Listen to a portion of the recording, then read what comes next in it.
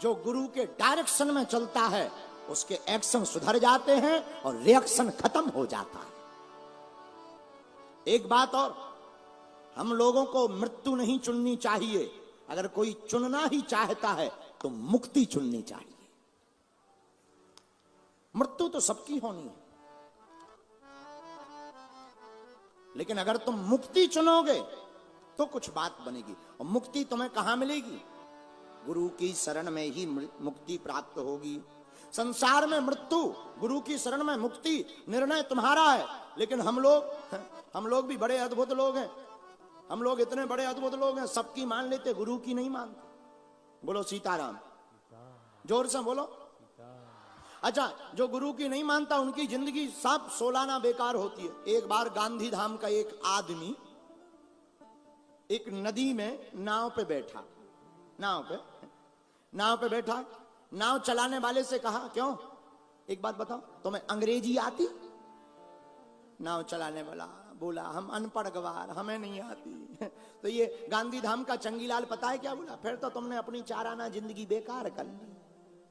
आगे थोड़ी और बढ़े, फिर से पूछा गांधी धाम के आदमी ने नाव चलाने वाले से, क्यों, तुम्हें गुजराती आवे? गुजराती आती? नाव चलाने वाला बोला, हमें गुजराती भी नहीं आती है। तब तो तुम्हारी 8 आना जिंदगी बेकार गई। थोड़ी दूर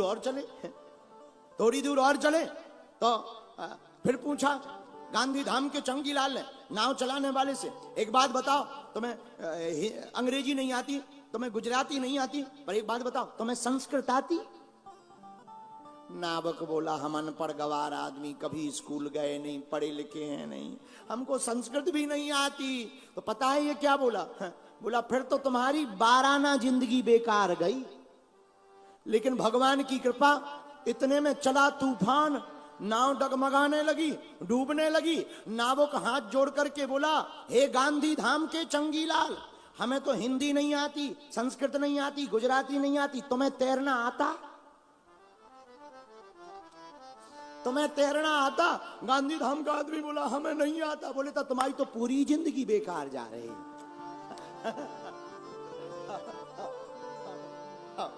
अब धरे रहो तुम अपनी अंग्रेजी और संस्कृत जेब में, किसी काम की नहीं। यही